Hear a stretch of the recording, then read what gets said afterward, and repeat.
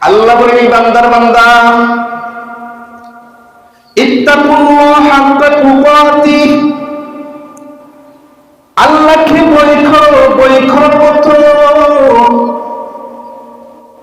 আল্লাহকে ভয় করার মতো সাবধান মুসলমান না হয়ে কিন্তু খবরে এসো না। ওয়ালা তামুতুন্না ইল্লা ওয়া আনতুম মুসলিমুন, সাবধান মুসলমান না হয়ে কিন্তু কবরে এসো না। কেননা মুসলমানের পরিচয় কবর দিতে হবে।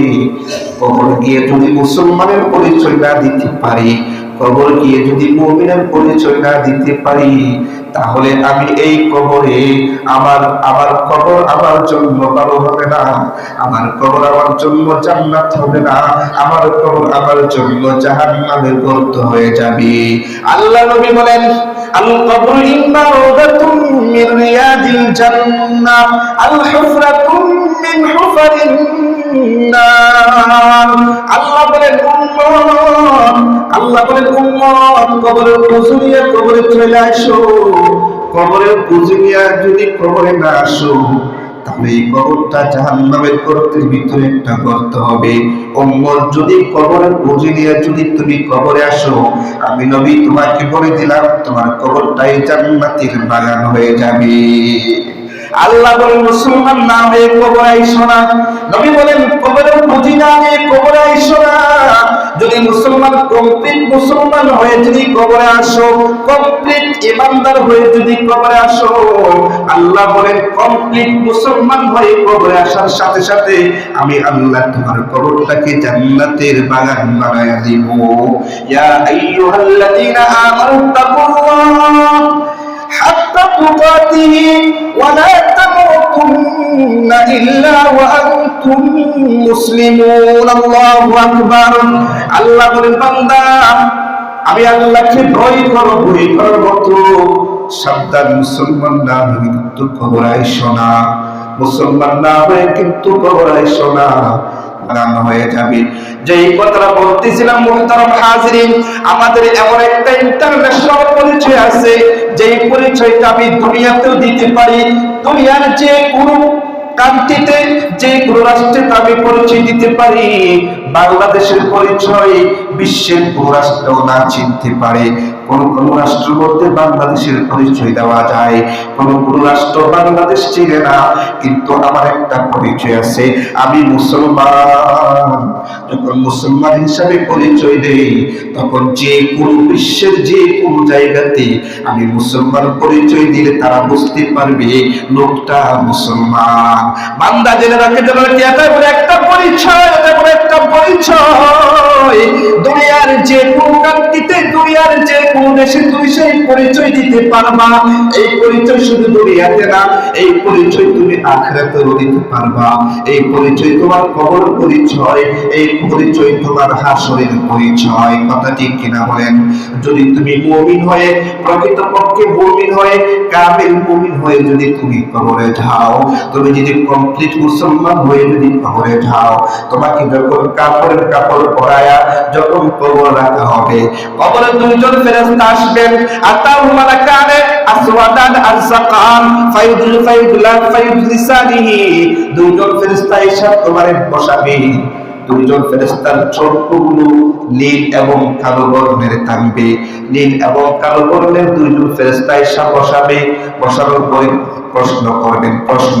প্রথম যে প্রশ্ন করবেন, তুমি মুমিন কিনা, তোমার পরিচয় কি, তুমি মুমিন কিনা, তুমি মুসলমান কিনা। তুমি যদি মুসলমান হও, তুমি যদি কামেল মুমিন হও, তখন তোমাকে তিনটা প্রশ্ন করা হবে। মার রব্বুকা ওয়া মান দীনুকা ওয়া মান নাবিয়ুকা।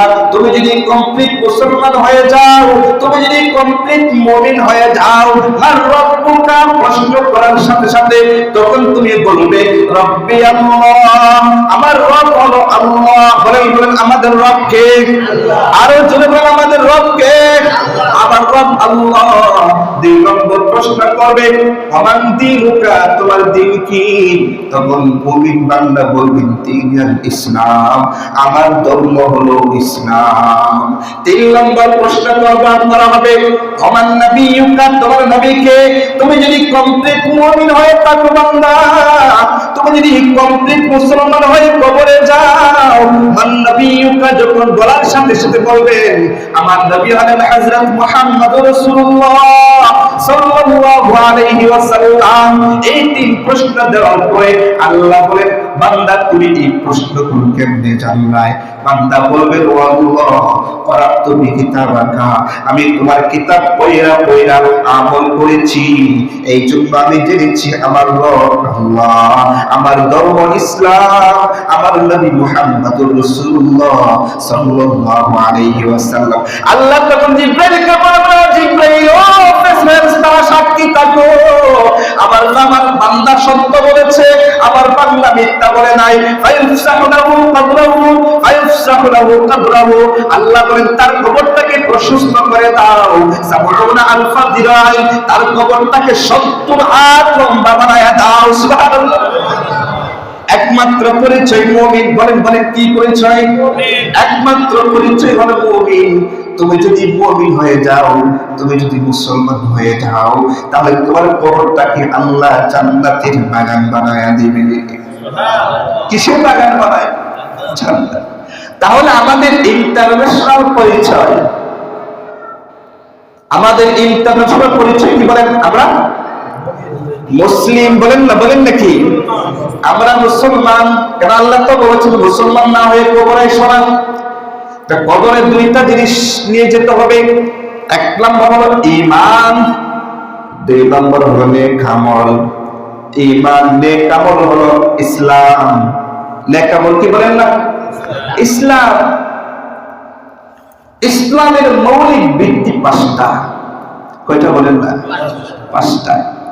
বুনিয়াল ইসলাম আলা খামস, শাহাদাতি আল্লা ইলাহা ইল্লাল্লাহ ওয়া আশহাদু আন্না মুহাম্মাদার রাসূলুল্লাহ ওয়া ইকামিস সালাহ ওয়া ইতাইজ যাকাহ ওয়াল হজ ওয়া সাওম রমাদান। ইসলামের মৌলিক বিধান, ইসলামের খুঁটি হলো 5টা, ইসলামের স্তম্ভ 5টা। 1 নম্বর হলো কালিমা, 2 নম্বর হলো নামাজ, 3 নম্বর হলো যাকাত, 4 নম্বর হলো রোজা, 5 নম্বর হলো হজ। এই 5টার ভিতরে প্রথমটা হলো ঈমান। কতটা কি বলেন না? ঈমান। আল্লাহর প্রতি বিশ্বাস স্থাপন করা, রাসূলের উপর ঈমান আনা, ফেরেশতাগণের উপর ঈমান আনা, আল্লাহর কিতাবগুলোর উপর ঈমান আনা, এইগুলো হলো ঈমান। ঈমান ভিতরে ঈমান যদি স্থাপন করতে হয়, আমি যদি ঈমানদার দাবি করি, তাহলে আল্লাহ তাআলার যে বিধিবিধান রয়েছে, এক আল্লাহকে বিশ্বাস করতে হবে, যত নবী রাসূল আল্লাহ তাআলা প্রেরণ করেছেন তাদের উপর বিশ্বাস করতে হবে। ছোটবেলায় আমরা বক্তব্যে পড়েছি ঈমানের হাকিকত 6টা জিনিস বা 7টা জিনিসের উপর। আমানতু বিল্লাহি ওয়া মালাইকাতিহি ওয়া কুতুবিহি ওয়া রাসূলিহি ওয়াল ইয়াউমিল আখির ওয়াল কদরি খাইরিহি ওয়া শাররিহি মিনাল্লাহি তাআলা ওয়াল বাসি বাদাল মাউত। আল্লাহর উপর ঈমান আনা, আল্লাহর কিতাবের উপর ঈমান আনা, আল্লাহর রাসূলের উপর ঈমান আনা, পরকালের উপর ঈমান আনা, এইগুলো হলো ঈমান। বাকি নামাজ, রোজা, হজ, যাকাত এগুলো হলো ইসলাম। এগুলো কি বলেন না? এগুলো হলো ইসলাম। নামাজ পালন করতে হবে, হজ ফরজ হলে হজ আদায় করতে হবে, যাকাত ওয়াজিব হলে যাকাত দিতে হবে, রোজা রাখতে হবে। এই 4টা জিনিস যখন পরিপূর্ণভাবে তুমি আদায় করবা, আল্লাহ বলেন বান্দা তুমি মুসলমান। তোমার ঈমান, তুমি আল্লাহর উপর ঈমান আনলা, রাসূলের উপর ঈমান আনলা, তুমি হলো মুমিন, তুমি হলো ঈমানদার। বাকি 4টা জিনিস যখন যেভাবে তোমার উপর ফরজ হয়, ওই ফরজগুলো যখন তুমি আদায় করবা, তুমি হলো মুসলমান। আর তুমি পরিপূর্ণ মুসলমান আর পরিপূর্ণ কমপ্লিট ঈমান নিয়ে যখন কবরে আসবা, আমি আল্লাহ তোমার কবরটাকে জান্নাতের বাগান বানায়া দিব। সুবহানাল্লাহ বলে